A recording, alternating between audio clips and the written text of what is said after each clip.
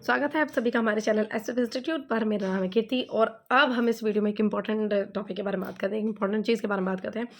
जो बच्चे PWBD candidates हैं उनको काफ़ी ज़्यादा डाउट होते हैं जो कि एब्रीविएशंस यूज़ किए जाते हैं कि ये एब्रीविएशन है, बी है तो इसका मतलब क्या है, एलवी है तो इसका मतलब क्या है। तो वो डाउट्स को उन डाउट्स को क्लियर करने के लिए इंफॉर्मेटिव ये वीडियो आपके लिए काफ़ी ज़्यादा इंफॉर्मेटिव रहेगी। अगर आपको उन चीज़ों से रिलेटेड, उन टॉपिक से रिलेटेड आपको डाउट है, आपको समझ नहीं आ रहा है कि ये एसटी है, मतलब सी है तो ये किन सब चीज़ों के लिए यूज़ किया जा रहा है, डीडब्ल्यूएफ है तो क्या क्या एब्रीविएशन किसके लिए यूज़ किए जा रहे हैं, क्या डिसेबिलिटीज़ को ये शो कर रहा है। ओके, तो पहले तो हम इंफॉर्मेशन देते हैं आपको पीडब्ल्यूबीडी कैटेगरीज आपके लिए जो एब्रीविएशन यूज़ किए जाते हैं। तो जो डिसेबिलिटीज़ हैं, जैसे कि अब हम स्टार्ट करते हैं ज़्यादा आपका टाइम वेस्ट किए बिना, तो स्टार्ट कर देते हैं। जैसे बी, अगर बी डिसेबिलिटी लिखी गई है तो मतलब होता है आपका ब्लाइंड। एल वी लिखा हुआ है तो मतलब समझिएगा लो विजन। डी लिखा हुआ है सिर्फ तो डी। एच एच लिखा हुआ है तो hard of hearing. O A लिखा है तो वन आर्म इम्पैक्टेड, जो वन आर्म है आपका वो अफेक्ट है, वो डिसेबल है।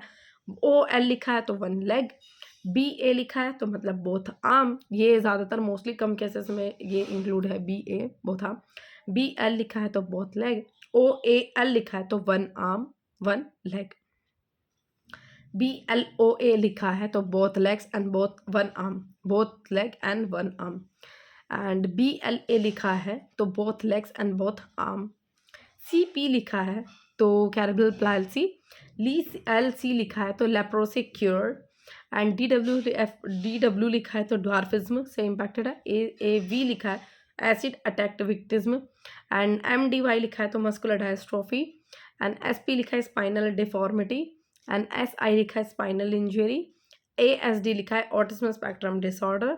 M and autism spectrum disorder में भी आपके केसेस हैं, एम है तो मतलब माइल्ड, मी ओ डी है, एम ओ डी है तो मॉडरेट। एंड आई डी का मतलब है intellectual disability. S L D का मतलब है specific learning disability. M I का मतलब है mental illness. And M D का मतलब है डिसेबिलिटी, मल्टीपल डिसेबिलिटी। तो ये आपकी डिसेबिलिटीज़ थी। तो ये कि कौन कौन सी डिसेबिलिटीज़ आपकी शो की जाती हैं कि ये पर्सन डिसेबल है, ये इस पोस्ट के लिए अप्लाई कर सकता है, नहीं ये तरीके की डिसेबिलिटी है। देन हम बात करते हैं मोस्टली केसेस में आपने देखा होगा कि डिसेबिलिटी के साइड में लिखा होता है फंक्शनल रिक्वायरमेंट, कि ये पर्टिकुलर फंक्शन जो है वो पर्सन करते रहना चाहिए।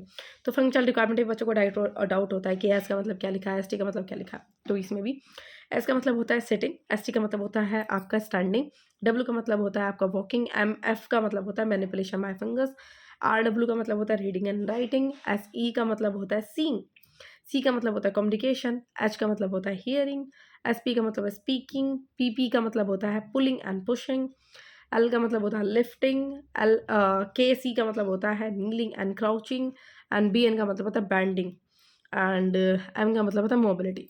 तो ये आपकी ये ज़्यादातर चीज़ें फंक्शनल रिक्वायरमेंट में पूछी जाती है कि ये पर्टिकुलर फंक्शन जो है वो पर्सन कहते रहना चाहिए।